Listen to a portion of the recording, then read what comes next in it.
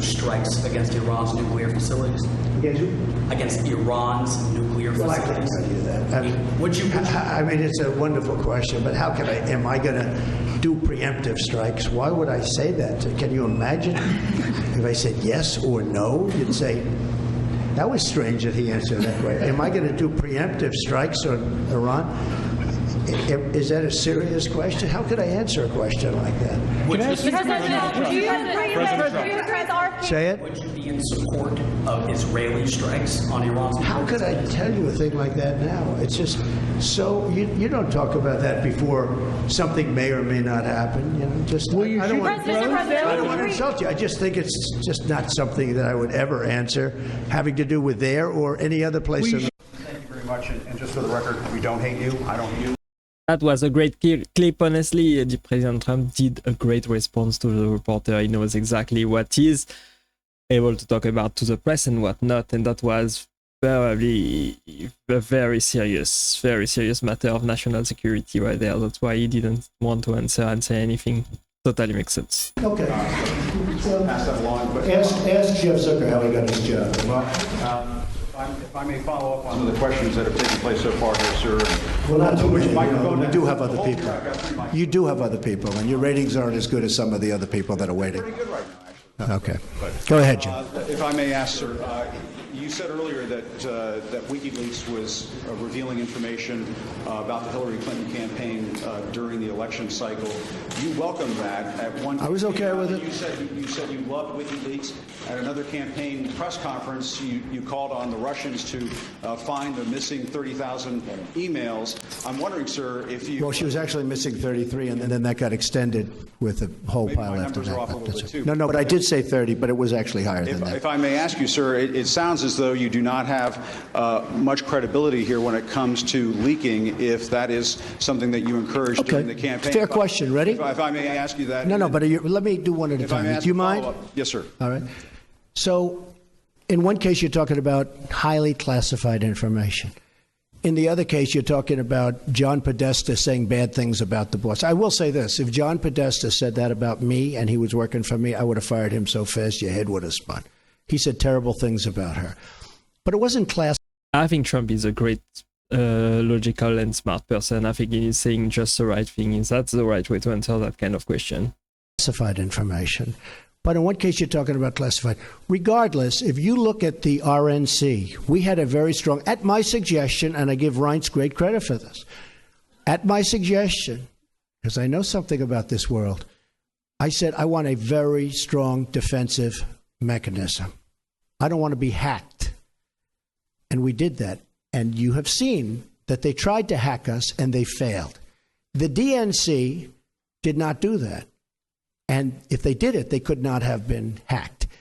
But they were hacked and terrible things came in. And, you know, the only thing that I do think is unfair is some of the things were when I heard some of those things, I picked up the papers the next morning and I said, oh, this is going to be front page. It wasn't even in the papers.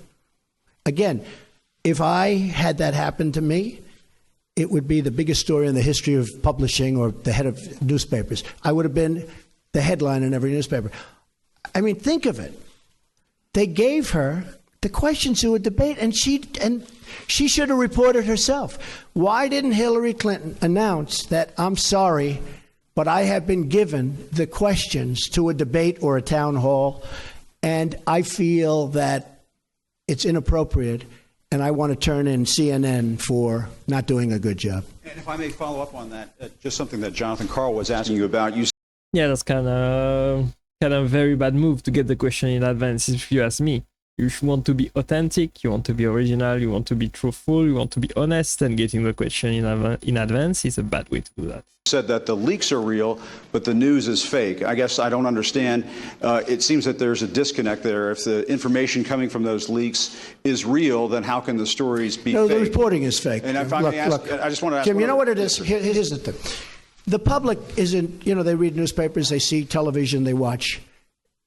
They don't know if it's true or false because they're not involved. I'm involved. I've been involved with this stuff all my life, but I'm involved. So I know when you're telling the truth or when you're not.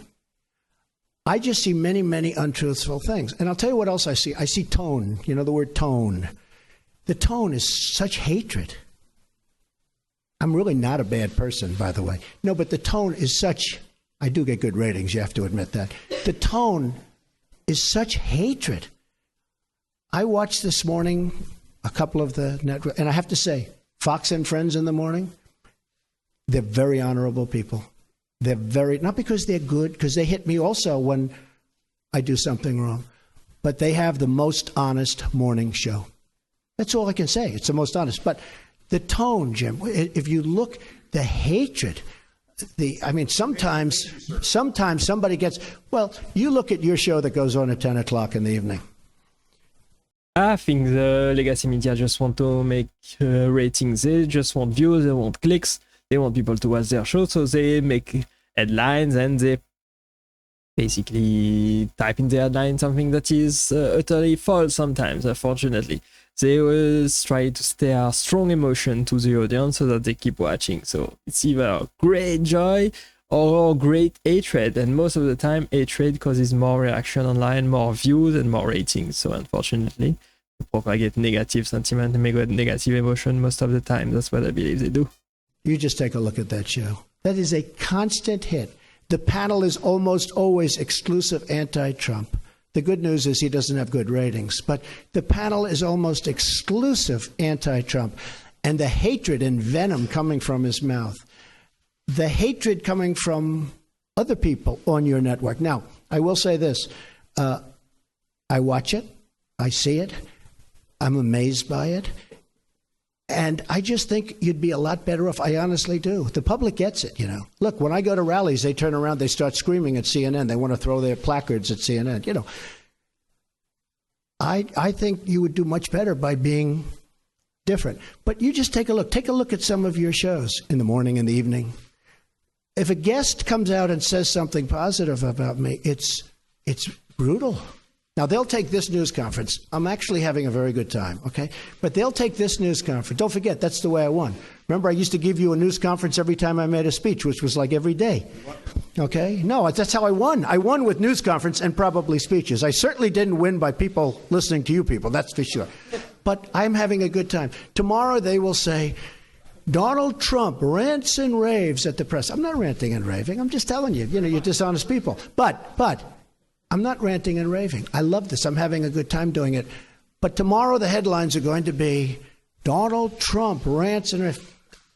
I'm not ranting and raving. Go ahead. I may just one more follow-up. Should I let him have a little bit more? What do you think, Peter?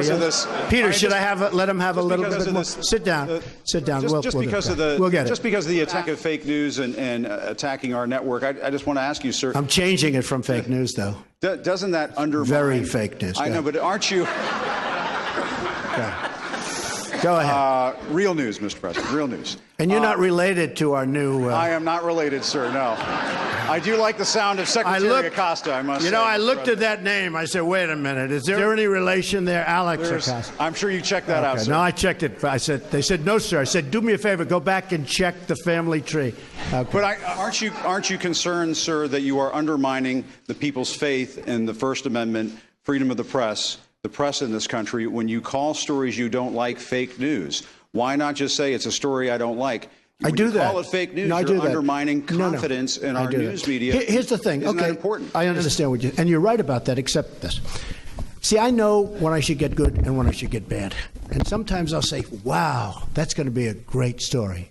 And I'll get killed. I know what's good and bad. I'd be a pretty good reporter, not as good as you. But I know what's good. I know what's bad. I think everybody is twisting the truth online. I think you have to be very careful about what the media say, what is said on the internet and on social media as well. You have to get your news from many different sources and make your own opinions about the news, because not everything that you see online is real. Be very careful. And when they change it and make it really bad, something that should be positive, sometimes something that should be very positive, they'll make okay.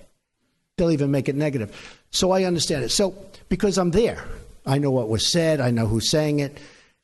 I'm there. So it's very important to me. Look, I want to see an honest press. When I started off today by saying that it's so important to the public to get an honest press. The public doesn't believe you people anymore. Now, maybe I had something to do with that. I don't know. But they don't believe you.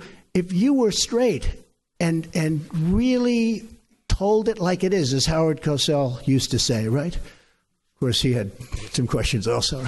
But if you were straight, I would be your biggest booster. I would be your biggest fan in the world, including bad stories about me.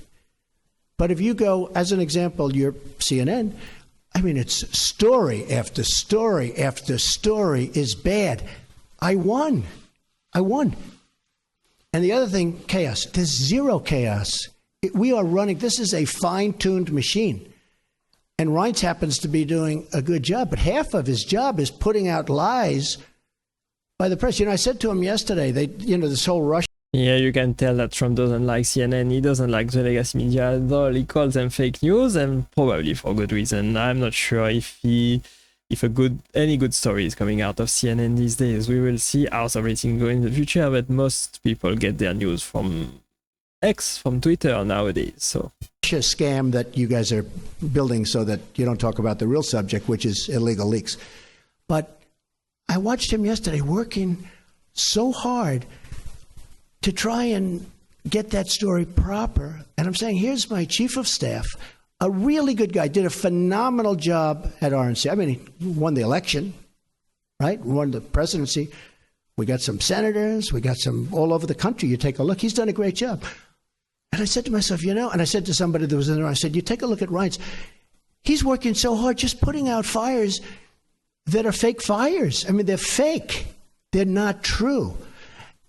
He is putting out fake fires, he says. That's some great line. And isn't that a shame? Because he'd rather be working on health care. He'd rather be working on tax reform, Jim. I mean that. I would be your biggest fan in the world if you treated me right. Now, I sort of understand there's a certain bias, maybe by Jeff or somebody, for whatever reason. And I understand that. But you've got to be at least a little bit fair. And that's why the public sees it. They see it. They see it's not fair. You take a look at some of your shows, and you see the bias and the hatred. And the public is smart. They understand it. I think Trump is a people person. I think he knows exactly how to deal with people, how to make great deals, how to create great relationships, and surround himself with great people as well. I think he did a great job in his first term, and now in his second term he's probably going to do much better, because now he has the experience and he knows exactly what people to place in what role in his own cabinet, in his own government. We will see what happens over the next couple of years. Let me know what you think about this video. Thanks for watching and staying with me. I really appreciate you being here. As always, click right there to watch the next video, and I will see you there. Bye bye for now.